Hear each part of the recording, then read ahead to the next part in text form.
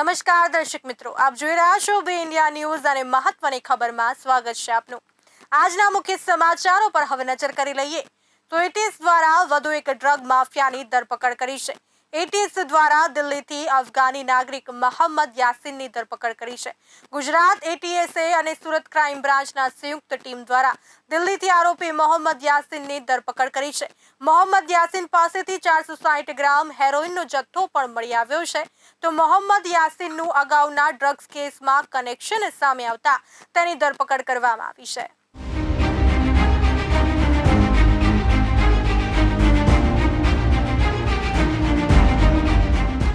Gujarat એટીએસે 5 March એનડીપીએસનો એક ગુનો નોંધ્યો હતો, જેમાં ઈશા હુસેન રાવ તથા પાકિસ્તાની મુર્તુજા ઈશા રાવની પત્ની તાહિરા, દીકરા અરબાઝ, દીકરી માસુમા અને મંગેતર રિઝવાન નોડે સપ્ટેમ્બર 2023માં હેરોઇનનો જથ્થો ઓમાનના દરિયામાંથી ગુજરાતના વેરાવળના દરિયા કિનારે લાવી આ હેરોઇનના જથ્થાની દિલ્હીના તિલકનગર વિસ્તારમાં નાઇજીરિયન નાગરિકને ડિલિવરી કરી હતી। જે આધારે કુલ 9 આરોપીઓ વિરુદ્ધ ગુજરાત એટીએસે ગુનો નોંધ્યો હતો। આ ગુનાના આરોપીઓ ફરાર હતા, જેની એટીએસ શોધખોળ કરી રહી હતી। આ ગુનાની તપાસ દરમિયાન એટીએસને જાણવા મળ્યું હતું કે ડ્રગ્સ કેસમાં નાઇજીરિયન તથા અફઘાની નાગરિકો પણ સામેલ છે। આ ગુનામાં અફઘાની નાગરિક મોહમ્મદ યાસીન, જે હાલ ગ્રેટર નોઈડામાં રહે છે, તેની પણ સંડોવણી છે। મોહમ્મદ યાસીને પોતાની પાસે હેરોઇનનો જથ્થો પણ છુપાવીને રાખ્યો છે, જેના આધારે એટીએસની ટીમે દિલ્હી ખાતે યાસીનના ઘરે રેડ કરી હતી। આ રેડ દરમિયાન યાસીનની ધરપકડ કરી છે અને તેના કબજામાં રહેલો 460 ગ્રામનો હેરોઇનનો જથ્થો પણ રિકવર કરવામાં આવ્યો છે। એક જોઈન્ટ ટીમ બનાવવામાં આવેલી, જેમાં એટીએસના પીઆઈ અજીત ચાવડાના નેતૃત્વમાં એટીએસની ટીમ અને સાથે સાથે સુરત ક્રાઇમ બ્રાન્ચની ટીમ પણ રાખવામાં આવેલી। એ ટીમ દિલ્હી પોલીસની મદદથી એ જે શકમંદ માણસ છે એની જે જગ્યા પર એ વેચણી કરતો હતો ત્યાંથી એની ધરપકડ કરી અને એની ઝડપી દરમિયાન લગભગ 460 ગ્રામ હેરોઇનને પણ એનાથી આપણે રિકવરી કરવામાં આવેલી છે। એ જે માણસ છે મોહમ્મદ યાસીન, એ મૂળ જલાલાબાદ અફઘાનિસ્તાનનો રહેવાસી છે। એ 2017માં ઇન્ડિયામાં આવ્યો હતો, મેડિકલ વિઝાના આધારે આવ્યો હતો। ત્યારે શરૂઆતમાં એ અફઘાની જે લોકો આવતા હતા આના માટે ટ્રાન્સલેટરનું કામ કરતો હતો અને એના લગભગ 2 વર્ષ પહેલા વિઝા એક્સપાયર થઈ ગયા છે। ત્યારથી એ રિફ્યુજી સ્ટેટસ માટે એ એપ્લાય કરેલા છે। સર, જે હેરોઇન કે ડ્રગ્સ છે કયા ફોર્મેટમાં છે અને ક્યાં આપવાનો હતો? એ દિલ્હીમાં આનો છૂટક વેચાણ કરતો હતો અને પાવડર ફોર્મેટમાં છે। એના બતાવી દઉં કે એના અટેક કરીને કાલે જ કોર્ટમાં પ્રોડ્યુસ કર્યા છે। અમને 8 દિવસના એના રિમાન્ડ મળ્યા છે અને રિમાન્ડ દરમિયાન એ બાબતમાં એના કોઈ બીજા કોઈ સહયોગીઓ હોય, એ કોઈ બીજાથી પણ આ બધું માલ લેવતો હોય, એ બધી બાબતો અમે આગળ તપાસ કરી। સર, અફઘાનથી મેડિકલ વિઝા ઉપર જો આવ્યો હતો, તો જે સમયે એને સારવાર કરાવી કે નથી કરાવી કે ખાલી બહાનું હતું, એ બાબતે શું તપાસ કરી? એ 2017માં અહીંયા આવ્યો હતો। જે તે વખતે મેડિકલ વિઝા માટે શું કાગળો લગાવ્યા હતા, કયા હોસ્પિટલ્સમાં તપાસ લીધી હતી, એ બધાની અમે ઇન ડ્યુ કોર્સ તપાસ કરી। એ લગભગ 8 મહિનાથી તો ખરો કરતો હતો, એ બાબતમાં અમને પ્રાથમિક રીતે જાણવા મળે છે, પરંતુ ડિટેલ્સ અમે તપાસ દરમિયાન બહાર કાઢીશું। યાસીનની પૂછપરછમાં સામે આવ્યું હતું કે અફઘાનિસ્તાનના કાબુલનો રહેવાસી છે।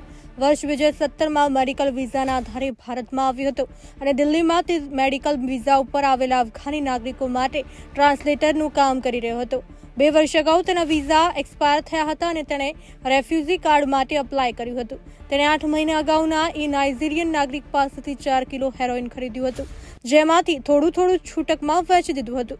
તેને બાકીનું 460 ગ્રામ તેની પાસે હતું। આ હેરોઇનની પણ તે કોઈને ડિલિવરી કરવા જવાનું હતું તે પહેલા જ તેને ઝડપી પાડ્યો હતો। બ્યુરો રિપોર્ટ, બે ઇન્ડિયા ન્યૂઝ।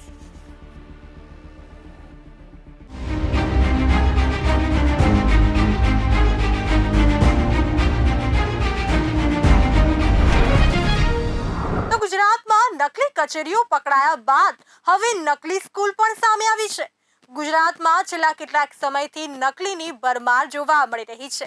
તો અત્યાર સુધી તો નકલી ઘી, બટર, ચીઝ, તેલ જેવી ચીજ વસ્તુઓ નકલી પકડતી હતી, પરંતુ ગુજરાતમાં તો નકલી કચેરીઓ, નકલી ટોલ નાકા પણ ઝડપાયા છે। ત્યારે હવે નકલી સ્કૂલ પકડાઈ છે। જો અમારા ખાસ અહેવાલમાં ક્યાંથી પકડાય આ નકલી સ્કૂલ।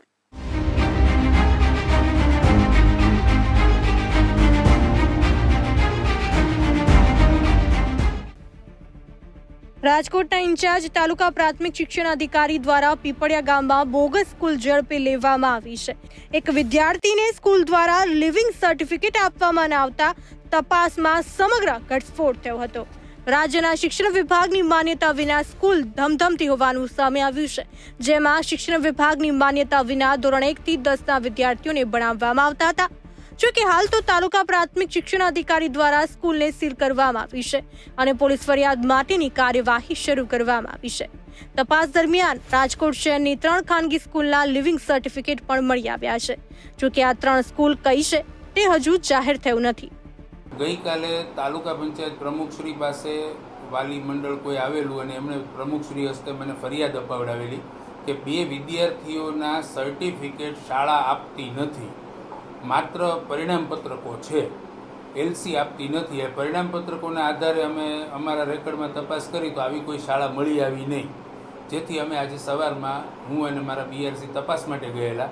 તપાસ પર જતાં ખ્યાલ આવ્યો કે આ માન્યતા વગરની શાળા ચાલી રહી છે, જે ગૌરી પ્રાઇમરી શાળાના નામથી એ લોકો, ગૌરી ઇંગ્લિશ મીડિયમ સ્કૂલના નામથી એ લોકો શાળા ચલાવી રહ્યા છે. આ જાણમાં આવતા અમે રેકર્ડ તપાસવાની વાત કરી તો એ લોકોએ પોતાના રેકર્ડ રૂમમાં અમને આવવા દીધા નહીં, ઓફિસમાં એન્ટ્રી કરવાની ના પાડી અને એક મહિલા ત્યાં હાજર હતા, જેથી કરી અમે પોલીસ બોલાવી અને પોલીસની રૂબરૂમાં અમે ત્યાં તપાસ કરી તો અમને 7 લિવિંગ સર્ટિફિકેટ મળ્યા છે અને હજી ત્યાં 33 વિદ્યાર્થીઓ, ત્યાં શાળામાં 29 વિદ્યાર્થીઓ અભ્યાસ કરતા હતા. એ ધોરણ 1થી લઈ અને ધોરણ 10 સુધીના વિદ્યાર્થીઓ મળી આવેલા છે. હવે આ બધાની વિગતે અમે પુરાવાઓનું તૌલી કરી અને ફરિયાદની તજવીજ અત્યારે કરી રહ્યા છીએ. આ લોકો પરિણામ આપતા હતા કે કઈ રીતે હતા? આ લોકોના જે 2 વિદ્યાર્થીઓની અમારી પાસે લેખિત ફરિયાદ છે એમાં એમણે આમની શાળાના પરિણામપત્રકો આપેલા છે. બીજા કોઈ ત્યાં હાજર વિદ્યાર્થીઓ હતા, એ વિદ્યાર્થીઓ પાસે અત્યારે પરિણામપત્રક ન જ હોય એટલે એમને પણ કદાચ આપેલા તો હશે. હવે ત્યાંના વિદ્યાર્થીઓની યાદી અમે બનાવડાવી છે, એના આધારે એમના વાલીઓને પણ અમે સૂચિત કર્યા છે. ત્યાં ગામના આચાર્ય અને સરપંચને જાણ કરી છે કે આ શાળામાં જેટલા બાળકો ભણે છે એના વાલીઓને જાણ કરો કે આ ડુપ્લિકેટ શાળા છે, આપની પાસે શું માહિતી છે. 1-2 વાલી અમને ત્યાં સ્થળ પર પણ મળી આવ્યા છે કે જેમને એ ખ્યાલ નથી કે આ શાળા ડુપ્લિકેટ છે.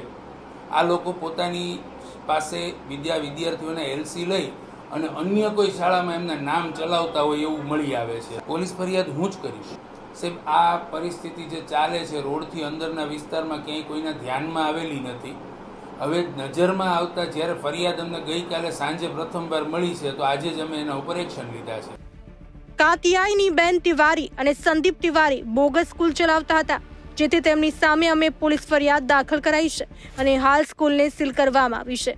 આ સ્કૂલમાં જ્યારે તપાસ કરવામાં આવી તો આ સમયે સ્કૂલમાં ભણતા 33 વિદ્યાર્થીઓ મળી આવ્યા છે. આ સાથે જ રાજકોટ શહેરની 3 ખાનગી સ્કૂલના લિવિંગ સર્ટિફિકેટ પણ મળી આવ્યા છે, પરંતુ તે 3 સ્કૂલ કઈ છે એ હજુ જાહેર કરવામાં આવ્યું નથી. જો કે અહીં સવાલ એ થાય છે કે છેલ્લા 6 વર્ષથી બોગસ સ્કૂલ ધમધમતી હતી તો શિક્ષણ વિભાગને શા માટે ધ્યાને ન ગયું? રાજકોટના પીપળિયામાંથી નકલી શાળા પકડાઈ છે.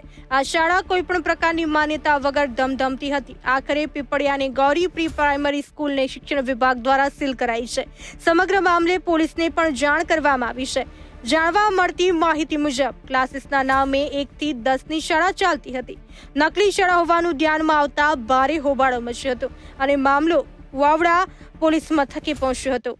ઘટના અંગે તાલુકા પ્રાથમિક શિક્ષણ અધિકારી વિમલ ગઢવીએ કહ્યું કે પીપળિયા ગામે ગેરકાયદેસર રીતે ગૌરી નામથી ચાલતી શાળાને સીલ કરાઈ છે.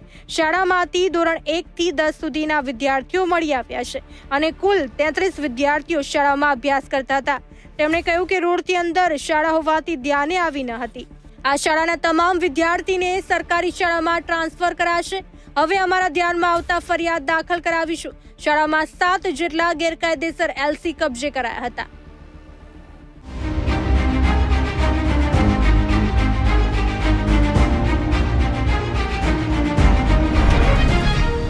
તો દિલ્હીના મુખ્યમંત્રી અરવિંદ કેજરીવાલની મુશ્કેલીમાં ઘટાડો થવાનું નામ નથી થઈ રહ્યું. ઈડીના જમીન કેસની સુનાવણી બાદ જ સીબીઆઈએ અરવિંદ કેજરીવાલની ધરપકડ કરી હતી. સીબીઆઈએ દારૂ કૌભાંડ સંબંધિત કેસમાં અરવિંદ કેજરીવાલની ધરપકડ કરી છે. ત્યારે દિલ્હી હાઈકોર્ટે અરવિંદ કેજરીવાલ કેસમાં સીબીઆઈને નોટિસ ફટકારી છે.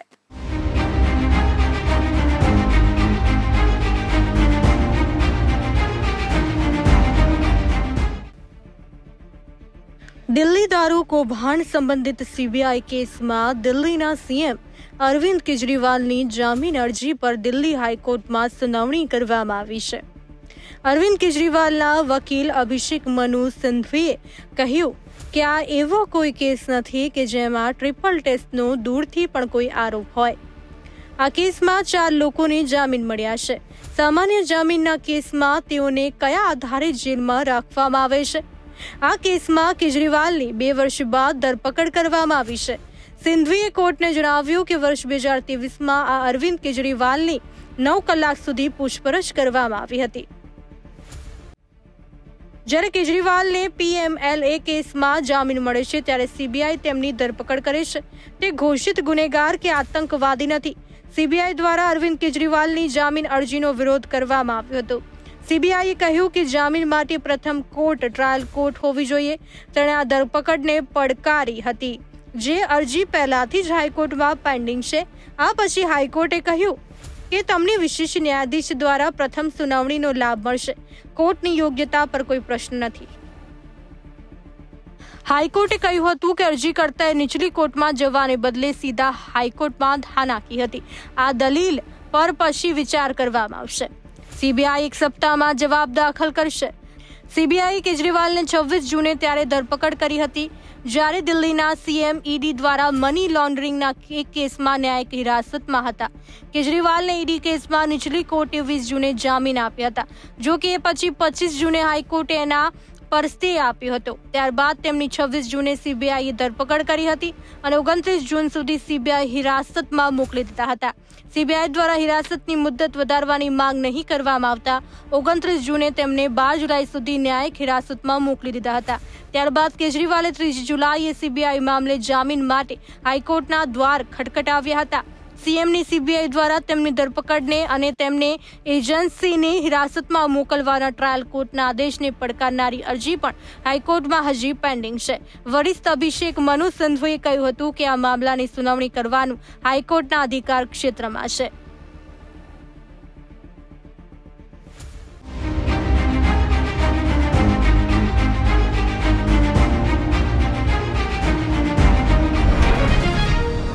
ગુજરાતના ગાંધીનગર ખાતે 6 જુલાઈએ 102માં આંતરરાષ્ટ્રીય સહકારિતા દિવસની ઉજવણી કરવામાં આવશે. આ કાર્યક્રમ કેન્દ્રીય ગૃહમંત્રી અને સહકારિતા મંત્રી અમિત શાહ ગુજરાત આવશે અને આ કાર્યક્રમમાં ઉપસ્થિત રહેવાના છે. આ નિમિત્તે મહાત્મા મંદિરમાં રાષ્ટ્રીય કક્ષાનો સહકારથી સમૃદ્ધિ કાર્યક્રમનું આયોજન કરવામાં આવ્યું છે.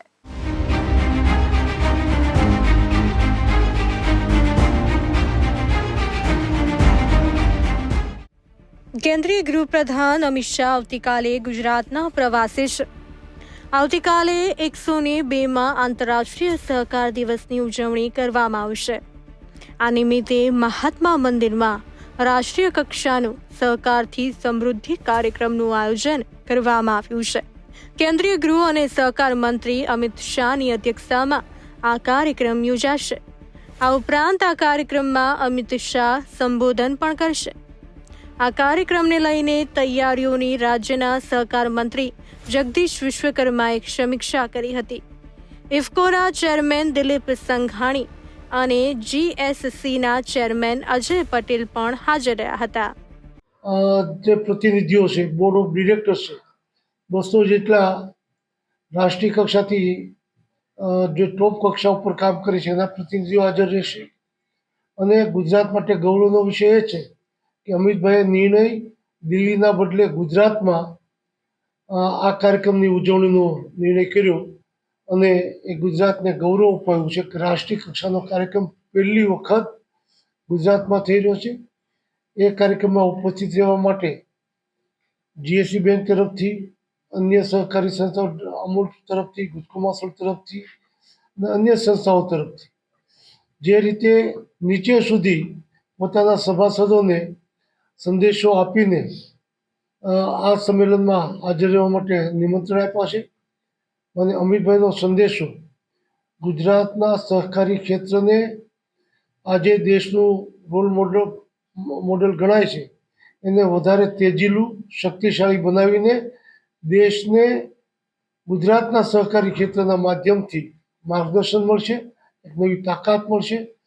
શુભ હેતુથી 6મી તારીખે ગુજરાતનો આ કાર્યક્રમ છે અને આપ મીડિયાના મિત્રો તરફથી જે રીતે આ સમાચારોને છેક સુધી પહોંચાડીને ગુજરાતના સહકારી ક્ષેત્રમાં ખાસ કરીને યુવા વર્ગ જોડાય અને નવી પેઢી રોજગારી માટે જે પ્રયાસો કરતા હોય તો સહકારી ક્ષેત્રથી કેટલી રોજગારીઓ પ્રાપ્ત થાય એવી અનેક યોજનાઓનું અમલીકરણ થઈ રહ્યું છે અને વધારે તેજથી થવા જઈ રહ્યું છે એની વાત અમિતભાઈ શાહના મોઢેથી સાંભળીને એક નવી તાકાત મળશે ગુજરાતને અને એમાં સૌને આવવા માટે નિમંત્રણ આપવા માટે આપ સૌના માધ્યમથી આજે અમે નિમંત્રણ આપીએ છીએ. જગદીશભાઈ, અજયભાઈ સહિત અમૂલના ચેરમેન સહિત બધા જ લોકો એના માટે જે પ્રયાસ કરી રહ્યા છે એને સફળ બનાવવામાં આપનું યોગદાન મુખ્ય રહેશે. આપ સૌનો આભાર. આ કાર્યક્રમના ભાગરૂપે ઇફકો ચેરમેને દિલીપ સંઘાણીએ મહાત્મા મંદિર સ્થળની વિઝિટ કરી કાર્યક્રમની પત્રકારોને માહિતી આપતા જણાવ્યું કે આ કાર્યક્રમમાં 5000 જેટલા અલગ અલગ સંસ્થાના પ્રતિનિધિઓ હાજર રહેશે. સાથે જ 200 જેટલા રાષ્ટ્રીય કક્ષાના આગેવાનો ઉપસ્થિત રહેશે. વધુ માહિતી આપતા જણાવ્યું કે 3 વર્ષ પહેલા સહકારિતા મંત્રાલય બનાવવામાં આવ્યું હતું, જેનું સુકાન અમિત શાહને સોંપવામાં આવ્યું હતું. આજે દેશની 17 ભાષામાં પોર્ટલ બનાવવામાં આવ્યા છે. 54 જેટલી યોજનાઓનો લાભ લોકોને મળશે. આ કાર્યક્રમ ગુજરાતમાં પ્રથમવાર યોજાશે. પ્રાપ્ત માહિતી અનુસાર 6 જુલાઈ અમિત શાહ થરાદના ચાંગણા ગામની મુલાકાત લેશે. ચાંગણા ગામમાં સહકારી માળખા તરફથી વિકસિત કરાયેલી સેવાઓનું અમિત શાહ નિરીક્ષણ કરશે. મહત્વપૂર્ણ છે કે 2 વર્ષ પહેલા ગામડાના લોકોને સસ્તા દરે ધિરાણ મળે તે માટે બનાસકાંઠાના ગામડાઓમાં સહકારી વ્યવસ્થા વિકસિત કરવામાં આવી હતી.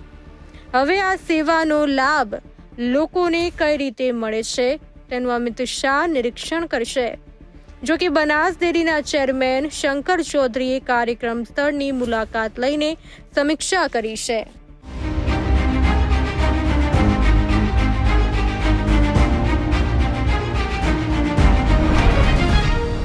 રાજકોટ માર્કેટ યાર્ડની ચૂંટણીને લઈને સૌની નજર મંડાયેલી હતી.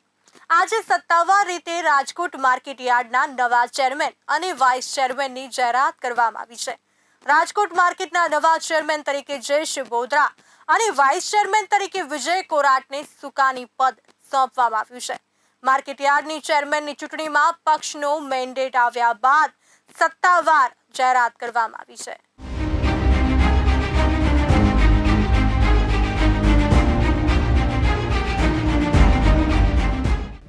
રાજકોટ બેડી માર્કેટિંગ યાર્ડના ચેરમેન અને વાઇસ ચેરમેનની ચૂંટણીમાં ભાજપ સામે ભાજપના જ ઉમેદવારો મેદાનમાં આવતા બળવાની શક્યતા વચ્ચે ફરી એક વખત રાદડિયા જૂથનો દબદબો યથાવત રહ્યો છે.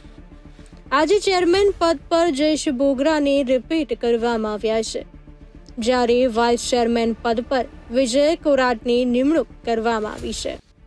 ગત બુધવારના રોજ CR પાટીલ સાહેબ, પ્રદેશના સંગઠન મહામંત્રી રત્નાકરજી, સૌરાષ્ટ્ર ઝોનના ઇન્ચાર્જ મહામંત્રી વિનોદભાઈ ચાવડાની સૂચનાથી ગત બુધવારના રોજ માર્કેટિંગ યાર્ડના તમામ સભ્યોની સેન્સ લેવા માટે પ્રમુખ અને ઉપપ્રમુખને નિમવા માટે સેન્સ માટે આવ્યા હતા ભાઈ પ્રદીપભાઈ ખીમાણી, હસમુખભાઈ હિંડોચા અને અમીબેન પરીખ. આ ગુજરાત પ્રદેશના આગેવાનો તમામ સભ્યોને વ્યક્તિગત પણ મળ્યા હતા અને જેમને સામૂહિકમાં મળવું હતું એમને સામૂહિકમાં પણ મળ્યા હતા. અને આ બધે અહીંથી તમામ સભ્યોની જિલ્લા ભાજપના પ્રમુખ, મહામંત્રી, દરેક મંડળ એટલે કે લોધિકા અને રાજકોટ તાલુકાના મંડળ પ્રમુખ, બંને મહામંત્રીની સેન્સ લેવામાં આવી હતી. અને આ બધી વિગતવાર રિપોર્ટ ગુજરાત ભાજપ પ્રદેશ સમિતિને સુપ્રત કર્યો હતો. આ રિપોર્ટના આધારે તમામ પ્રદેશના આગેવાનોએ મનન કરી અને જે નિષ્કર્ષ પર આવ્યા હતા એના આધારે આજે જિલ્લા ભાજપ પ્રમુખ અલ્પેશભાઈ ઢોલરિયાને મેન્ડેટ અને વ્હીપ ત્યાંથી સુપ્રત કર્યા હતા અને જિલ્લા ભાજપ પ્રમુખ અલ્પેશભાઈ ઢોલરિયા અને જિલ્લા ભાજપ પ્રભારી ધવલભાઈ દવે અને ગુજરાતના ભાજપ ઉપાધ્યક્ષ ભરતભાઈ બોગરાની સૂચનાથી આજે મેન્ડેટ લઈ અને મારે અહીંયા ઉપસ્થિત થવાનું થયું છે ત્યારે અત્યારે મળેલી બેઠકમાં તમામ સભ્યોની હાજરીમાં ગુજરાત ભાજપ પ્રદેશ સમિતિનો વ્હીપ મેન્ડેટ અને એ વાંચી સંભળાવવામાં આવ્યો છે અને સર્વાનુમતે તમામ લોકોએ આ નિર્ણયને વધાવી લીધો છે.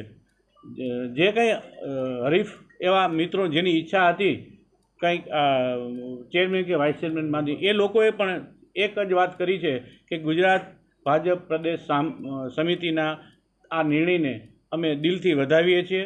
એટલે હમણાં હવે ચૂંટણી પ્રક્રિયા પણ શરૂ થશે અને સર્વાનુમતે પ્રમુખ તરીકે પુનઃ જયેશભાઈ બોગરાની નિમણૂક કરવામાં આવી છે. વાઇસ ચેરમેન તરીકે વિજયભાઈ કોરાટને પસંદગી કરવામાં આવી છે. આ તકે મારી ઉપર જે વિશ્વાસ મૂક્યો છે એ પહેલી ટર્મમાં મને મેન્ડેટથી બેસાડવામાં આવ્યો અને મને જે કામ સોંપવામાં આવ્યું હતું એ કામ મેં અને મારી ટીમે પ્રમાણિકતાથી કર્યું છે. આવનારી ટર્મમાં પણ આ અમારી 19 જણાની ટીમ છે એ પણ એક સાથે અને એક નિર્ધારથી રાજકોટ યાર્ડ ગુજરાતમાં પહેલા નંબરે કેવી રીતે આવે એના તમામ પ્રયાસો કરશું. અહીંયા કોઈ જાતનું રાજકીય દાવપેચ આ યાર્ડમાં છે નહીં અને બીજાના દાવપેચ ચાલશે નહીં. માત્ર ને માત્ર ભારતીય જનતા પાર્ટીના જે વિચારસરણી છે અને અંતિમ લોકો સુધી, ખેડૂતો સુધી, મજૂરો સુધી જે લાભ મળવો જોઈએ સરકારનો, યાર્ડનો, એ તમામ લાભ અપાવવા અમે કટિબદ્ધ છીએ. અને મારી ટીમ મને જે ગઈ ટર્મમાં પૂરો સહકાર આપ્યો હતો એવો જ સહકાર બીજી ટર્મમાં આપશે એની મને ખાતરી છે. રાજકોટ માર્કેટિંગ યાર્ડના ચેરમેન અને વાઇસ ચેરમેનની પ્રથમ 2.5 વર્ષની મુદત પૂરી થતાં ચૂંટણી કરવામાં આવી હતી. આ ચૂંટણીની જાહેરાત થતાની સાથે જ ભાજપના જ 2 પૂર્વ મંત્રીના જૂથ દ્વારા લોબિંગ શરૂ કરવામાં આવ્યું હતું. ચેરમેન પદ માટે વર્તમાન પ્રમુખ જયેશ બોગરાને રિપીટ કરાવવા રાદડિયા જૂથે લોબિંગ કર્યું હતું. જ્યારે અરવિંદ રૈયાણી જૂથ દ્વારા ચેરમેન તરીકે સહકારી આગેવાન પરસોત્તમ સાવલિયાને મેદાનમાં ઉતારવામાં આવ્યા હતા. તેમાં પહેલેથી જ જયેશ બોગરાનું પલડું ભારે માનવામાં આવતું હતું અને એ મુજબ આજે પ્રદેશ ભાજપના મેન્ડેટ મુજબ ચેરમેન પદ પર જયેશ બોગરાને રિપીટ કરવામાં આવ્યા છે. જ્યારે વાઇસ ચેરમેન પદ પર સર્વાનુમતે વિજય કોરાટની નિમણૂક કરવામાં આવી છે. આ પહેલા રાજકોટ માર્કેટિંગ યાર્ડના ચેરમેન અને વાઇસ ચેરમેન માટે સેન્સ પ્રક્રિયા લેવામાં આવી હતી. તેમાં જામનગર અને જૂનાગઢના ભાજપના સિનિયર આગેવાનો નિરીક્ષક તરીકે રાજકોટ આવ્યા હતા અને સહકારી આગેવાનોની સેન્સ લીધી હતી. આ સેન્સ પ્રક્રિયા દરમિયાન ચેરમેન પદ માટે 3 આગેવાનોએ દાવેદારી કરી હતી, જેમાં વર્તમાન ચેરમેન જયેશ બોગરા, પરસોત્તમ સાવલિયા અને વિજય કોરાટનો સમાવેશ થાય છે. અત્રે ઉલ્લેખનીય છે કે માર્કેટિંગ યાર્ડના ચેરમેન માટે ભાજપના જ 2 પૂર્વ મંત્રી અરવિંદ રૈયાણી અને જયેશ રાદડિયા જૂથ વચ્ચે હરીફાઈ હતી. જયેશ બોગરા રાજકોટ માર્કેટિંગ યાર્ડના 21મા ચેરમેન, જ્યારે કોરાટ 21મા વાઇસ ચેરમેન બન્યા છે.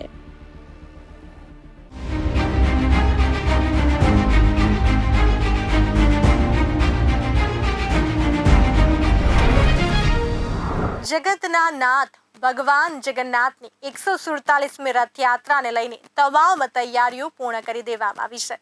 15 દિવસ સરસપુર મામાના ઘરે રહ્યા બાદ આજે ભગવાન જગન્નાથ, ભાઈ બલરામ અને બહેન સુભદ્રાજી નિજ મંદિરે પરત ફર્યા છે. મામાના ઘરેથી પરત આવેલા ભગવાનનું નિજ મંદિર ખાતે વાજતે ગાજતે સ્વાગત કરાયું, જે બાદ નિજ મંદિરે ભગવાનની નેત્રોત્સવ વિધિ કરાઈ હતી.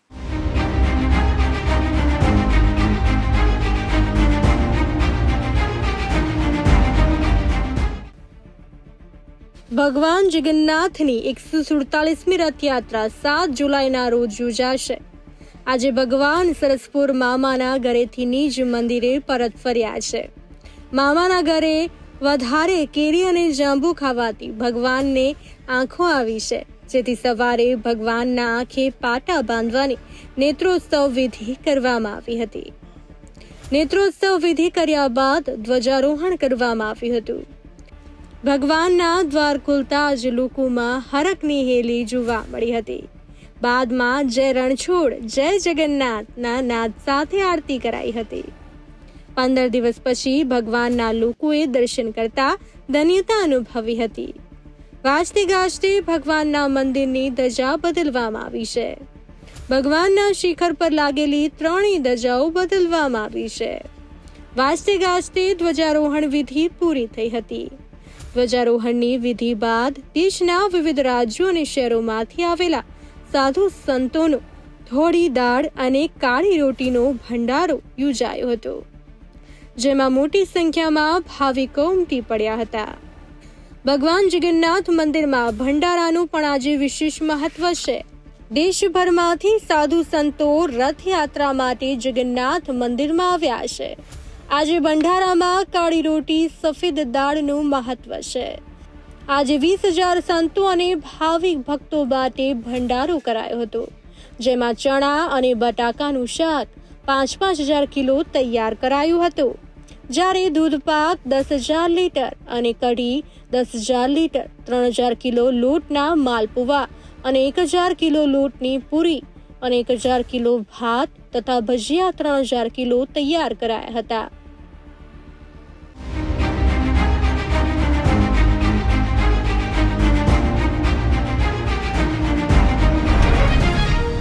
રાજ્યમાં વરસાદી માહોલ છે, ત્યારે હવામાન વિભાગે ફરી એકવાર વરસાદની આગાહી કરી છે.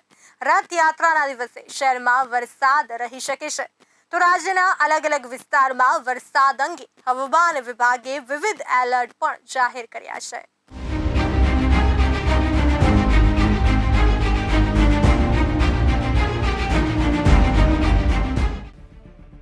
હવામાન વિભાગ દ્વારા રાજ્યમાં આગામી 5 દિવસ વિવિધ જિલ્લામાં હળવાથી ભારે વરસાદની આગાહી કરી છે, જેમાં ઉત્તર અને દક્ષિણ ગુજરાતમાં વરસાદનું ઓરેન્જ એલર્ટ, મધ્ય ગુજરાત અને સૌરાષ્ટ્રમાં વરસાદનું યલો એલર્ટ જાહેર કર્યું.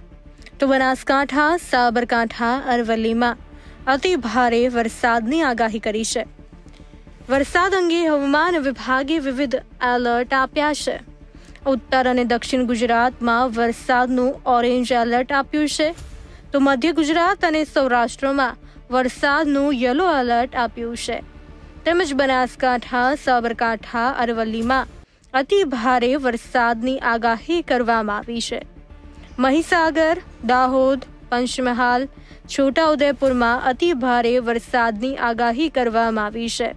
તેમજ ભરૂચ, નર્મદા, સુરત, તાપી, નવસારી, ડાંગ, વલસાડમાં અતિ ભારે વરસાદની આગાહી કરવામાં આવી છે.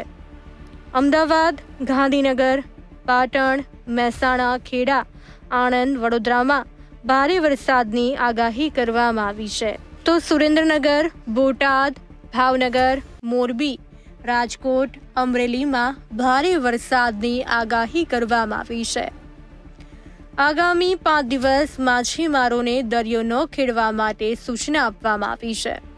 તેમજ સાયક્લોનિક સર્ક્યુલેશન અને ઓફ શોર ટ્રફના કારણે ભારે વરસાદની આગાહી કરવામાં આવી છે. રાજ્યમાં આવતીકાલથી વરસાદનું જોર ઘટશે. આવતીકાલથી હળવાથી મધ્યમ વરસાદની સંભાવના વ્યક્ત કરવામાં આવી છે. ક્યાંક ને ક્યાંક વરસાદને લઈને ખેડૂત પુત્રો પણ ખુશખુશાલ છે.